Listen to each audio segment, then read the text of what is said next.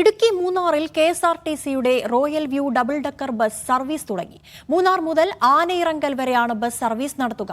Gap റോഡിലൂടെ പുറം കാഴ്ചകൾ കണ്ടുള്ള യാത്ര സഞ്ചാരികൾക്ക് വേറിട്ട അനുഭവമാകും.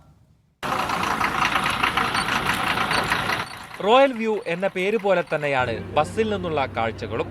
മുകൾ ഭാഗത്തും ഇരുവശങ്ങളിലും ഗ്ലാസ് പാനലുകളായതിനാൽ പുറത്തെ കാഴ്ചകൾ വിശാലമായി തന്നെ കാണാം.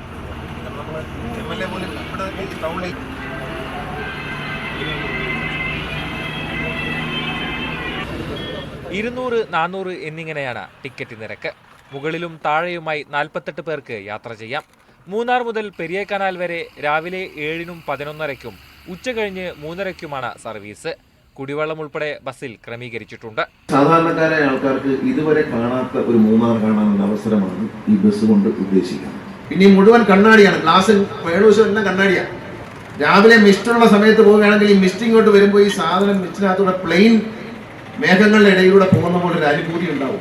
മുകളിലൊക്കെ ഇങ്ങനെ മിസ്റ്റ് മുകളിൽ കൂടി ഇങ്ങനെ കണ്ണാടിയുടെ മുകളിൽ കൂടെ പോകുന്ന കാണാം.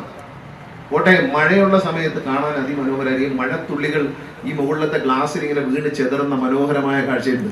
ബസ് സർവീസ് പ്രതികൂലമായി ബാധിക്കുമെന്നാരോപിച്ച് ഒരു വിഭാഗം ടാക്സി തൊഴിലാളികൾ പ്രതിഷേധവുമായി രംഗത്തെത്തി. മന്ത്രിയെ കരിങ്കൊടിയും കാട്ടി. മൂന്നാറിലെ ടൂറിസം സാധ്യതകൾ മുന്നിൽ കണ്ട് 4 ബസ്സുകൾ കൂടി അനുവദിക്കുമെന്നായിരുന്നു മന്ത്രിയുടെ മറുപടി. വലിയ വണ്ടികൾ, ഈ super deluxe, super fast, air condition ഇതെല്ലാം വരുന്നതിനൊപ്പം തന്നെ രണ്ട് വശത്തുനിന്നും, അതായത് KSRTCക്ക് വേണ്ടി കഴിഞ്ഞ കുറേ കാലമായിട്ട് വണ്ടി വാങ്ങുന്നില്ല. ഇപ്പോൾ KSRTCക്ക് വേണ്ടി വണ്ടി വാങ്ങി. പുതുതായി വരുന്ന ഗ്രാമീണ പ്രദേശത്തുള്ള ചെറിയ വണ്ടികൾ, 1.5 മീറ്ററിൻ്റെ വണ്ടി, 4 സിലിണ്ടർ വണ്ടികൾ, ഇതെല്ലാം ലോക്കൽ ഓട്ടത്തിന് വേണ്ടി വരികയാണ്. അതെല്ലാം KSRTC ജീവനക്കാർ തന്നെയാണ്. KSRTCക്ക് വേണ്ടിയാണ്. സർക്കാർ 63 കോടി രൂപ വണ്ടി വാങ്ങാൻ അനുവദിച്ചിട്ടുണ്ട്. KSRTCയുടെ ഭൂമിയിൽ പഞ്ചനക്ഷത്ര ഹോട്ടൽ നിർമ്മിക്കാൻ നടപടി തുടങ്ങി. ഡിപ്പോയോടനുബന്ധിച്ച് ഇലക്ട്രിക് ചാർജിംഗ് സ്റ്റേഷൻ, കഫ്റ്റീരിയ തുടങ്ങി കൂടുതൽ സൗകര്യങ്ങളും ഏർപ്പെടുത്തും. മീഡിയ 1 ഇടുക്കി.